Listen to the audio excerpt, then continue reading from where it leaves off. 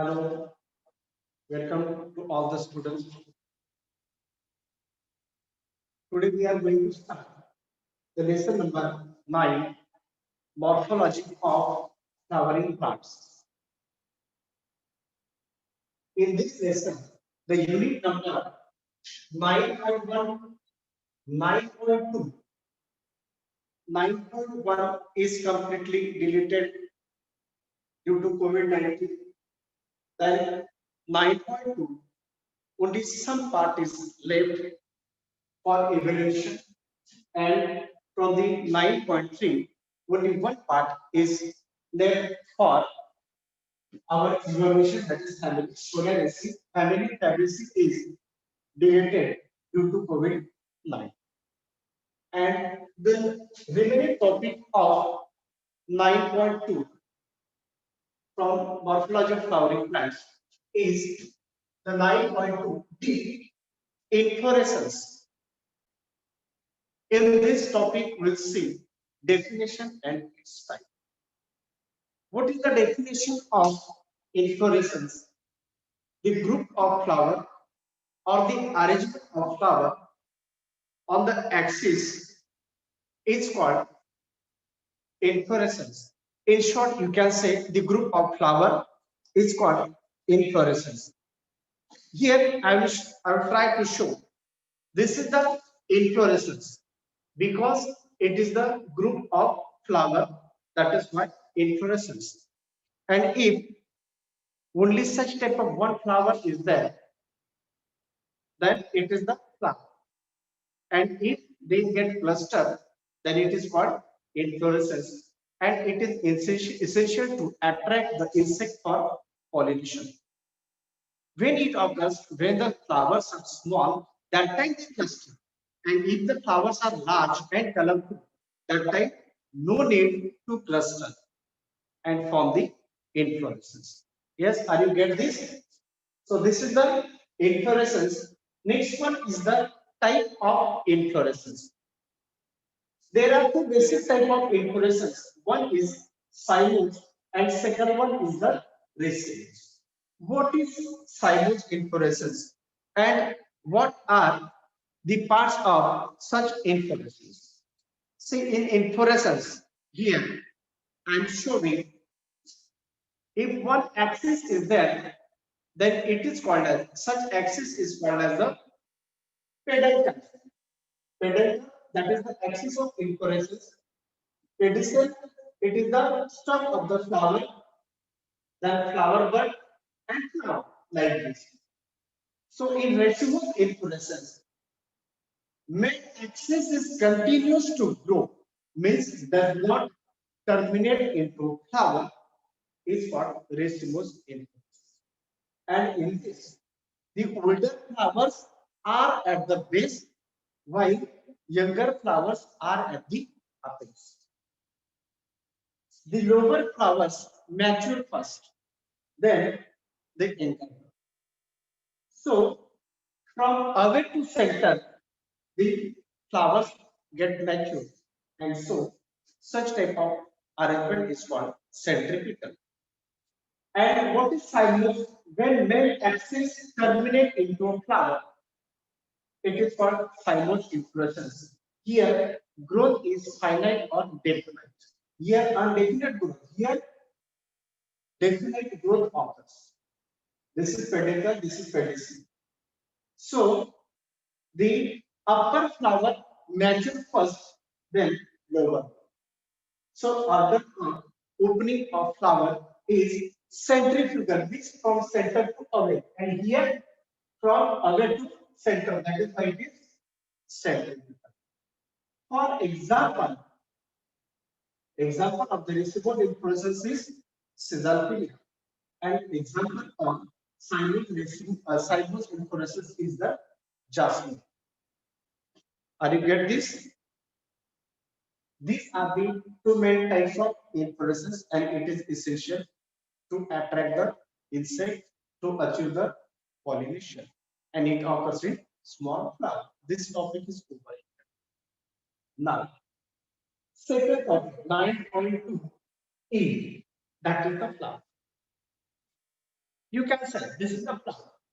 But what is the proper definition of the flower? Flower is nothing but modified shoot meant for reproduction. Flower is nothing but modified shoot meant for reproduction. See, from such axis the branch comes out. But instead of vegetative branch, here the floral branch grows. So it is what the modified axis meant for sexual reproduction. This is called as the flower. And if the flower having all the such floral buds, calyx, corolla, and bushes, then it is called as the perfect flower, the complete flower. And if out of these four, one is absent, then it is not incomplete. And what is perfect flower? If androecium is present only, then it is incomplete. If gynoecium is present, then it is called imperfect. Out of these two, if one is absent, then it is called imperfect. Rest of the buds are present in that. And if androecium present only, the male. If gynoecium is present, then it is female flower. Okay. Next topic is the insertion of floral buds, and it is depend upon here. You can see the floral buds. Then I will explain the insertion. The red colored shell is what the petals. Then these are the two sepals. In this flower, you can see the parts of flower. That is the pedicel. This is the pedicel. And from up to this, it is called as the thalamus. And next one is these green structures, that is the calyx. This is corolla, and here these are the androecium. And inside that, I will show the gynoecium. Floral buds, calyx, corolla, androecium, and gynoecium. So here pedicel, thalamus, then the calyx, which is consists of sepal, corolla, which consists of petals, androecium, which consists of stamens, and gynoecium, which consists of carpels. Here, you must observe the position of ovary. Depending upon the position of ovary, there are three types of insertion. First one is the hypo. Hypo means below, gyne means gyne. If the floral parts are present below the ovary on the thalamus, it is called hypogynous flower. For example, lady's finger, that is bindi. This is hypogynous. Here you can see sigma side ovary, and below to that the thalamus is there, and on that the androecium, then petals, calyx, etc. Then such ovary. This flower is called as hypogynous flower, and ovary is called superior ovary. So you will write G stand for gynoecium, and keep all the floral parts below to this, then it is called as the superior ovary. Below to that. Then perigynous. Here example in China, in that you will see such type of hypogynous flower. Then perigynous means say, this is the thalamus which forms the cup-like structure. Sigma side, and this is the ovary. So at the rim of or at the middle of this, the thalamus grows. And here calyx, then androecium are present. So such flower is called perigynous flower. And here you can find the flower that is half superior and half inferior. So you can write here G dash means half superior, half inferior. Next one is the epidynamics. In your textbook, there is one mistake. Let me explain this, then I will say. You all observe the fruit of pomegranate, fruit of guava. In that, you can say calyxia, corolla, and acacia. And at the base, ovary is present. So above the ovary, all the floral organs are present. Such ovary is called inferior ovary. So here we will write G, and on that you can write 9. So it is called inferior. It is above the ovary, the rest of the floral organs are present. So insertion of floral organs, this topic is over. Understand? Now next, the parts of flower are just clear. There are three main parts: pedicel, thalamus, and floral valves. Here, once again, I have tried to show these are the parts: pedicel, that is the stalk of the flower. Then this is thalamus, and rest of these are called as the floral valves. Why they are called valves? Because they arrange in the form of recursion, so-called floral valves. Or you can say floral leaves. Means what? All these structures are modified leaves, so-called floral leaves. Of these, we'll see the first organ, that is the calyx. What is calyx? Calyx is the outermost whorl of the flower. It is green in color. Calyx consists of sepals. See, this calyx. Now I am opening this flower and showing to you.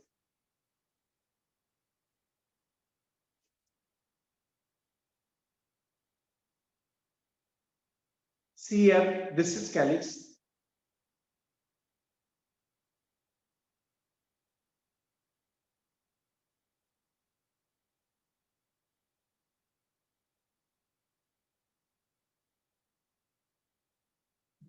This calyx consists of sepals. You can observe clearly 1, 2, 3, 4, 5. 5 sepals. But all these sepals are fused together. So such condition is called gamosepal. And if they are free from each other, then it is called as the polysepally condition. Is it clear? When the sepals are free, then condition is called polysepally, and when they are united, that condition is called gamosepally.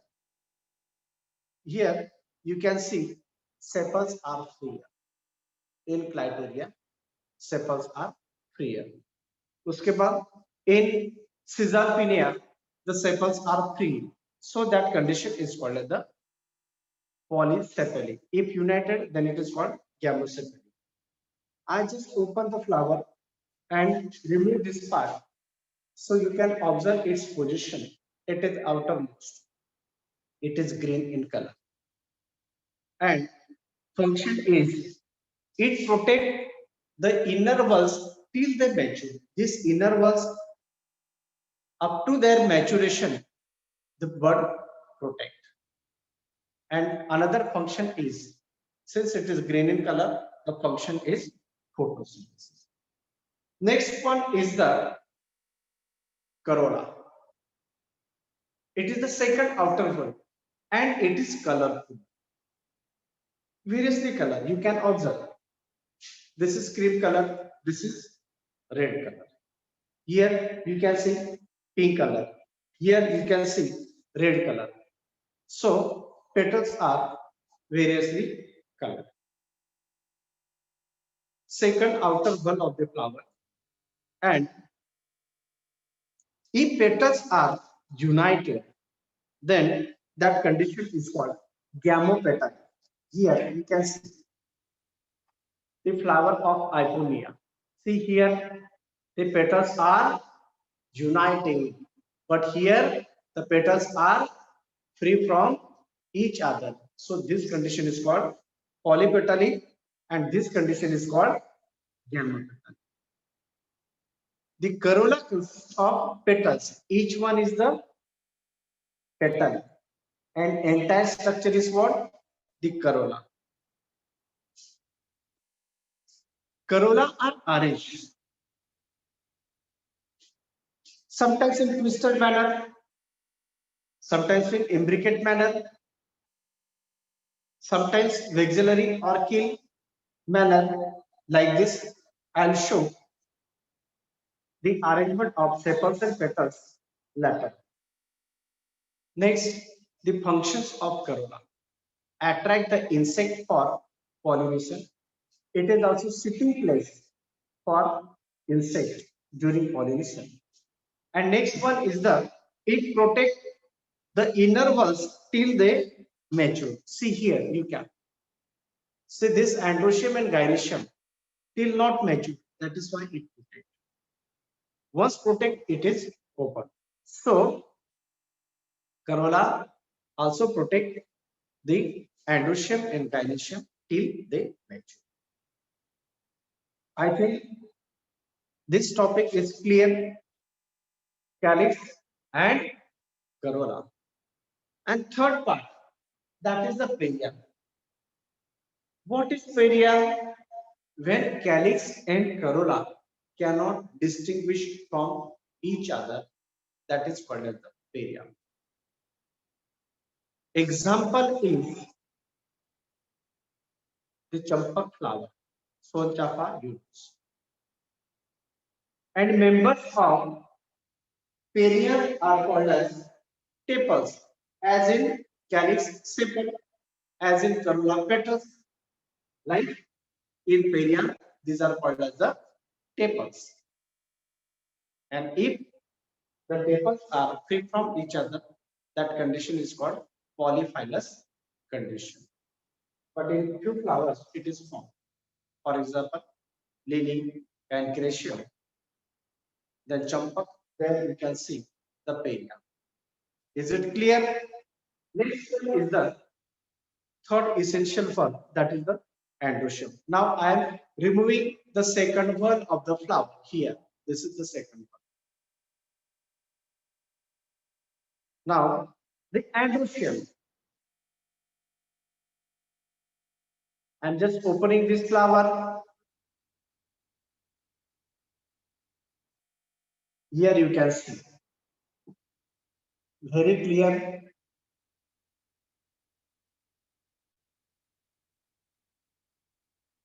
See here, stamens. This is stigma. Then middle one is style, and here at the base ovary. And these are the 5 stamens. These are the stamens.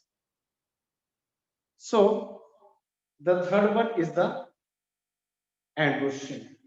Androecium is the third but essential one of the flower, and it consists of male reproductive organs.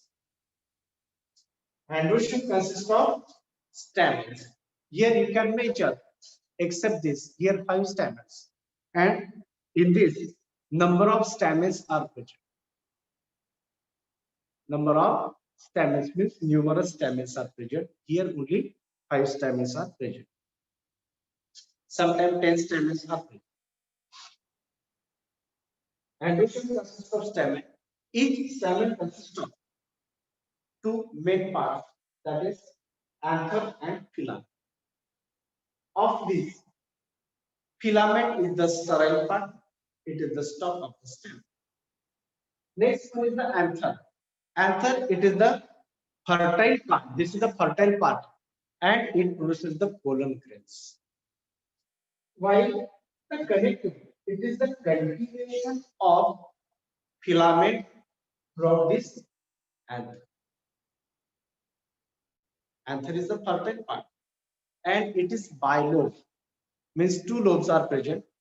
And when you take the section, that time you will get 4 chambers. In each lobe, you will get 2 chambers. So it is called tetrasporangiate anther.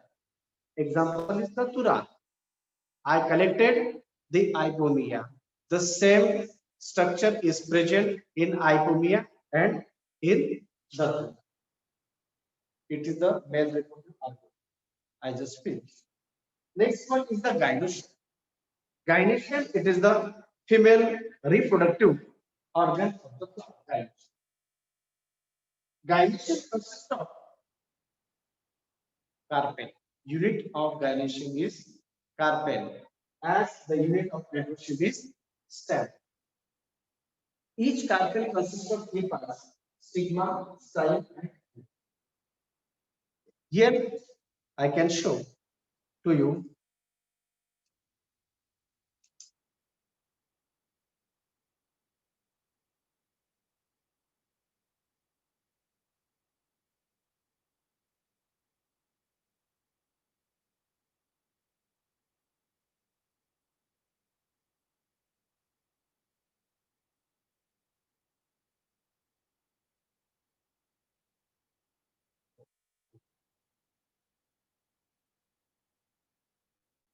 you can just take this part here. These are the stigmas, then this is style, and this is ovary. Or you can show in another flower. I just opened here. This is stigma, then it is the style, and at the base, what is present? The ovary. It is clear, very clear.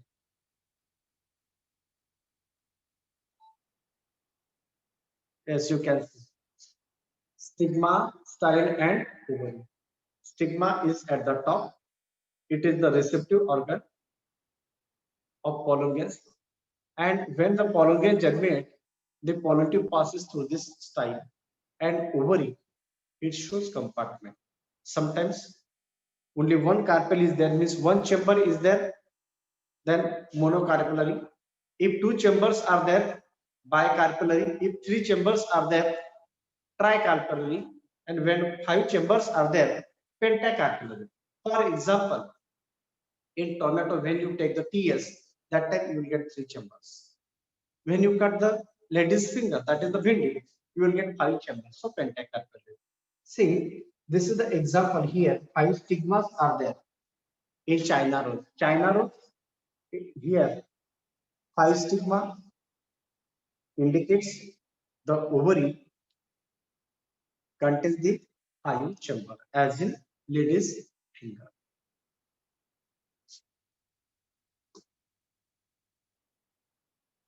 Here you can show, and here stigma, style, ovary, that is the carpel. It is the female reproductive organ, innermost one of the flower. And I just explained this part.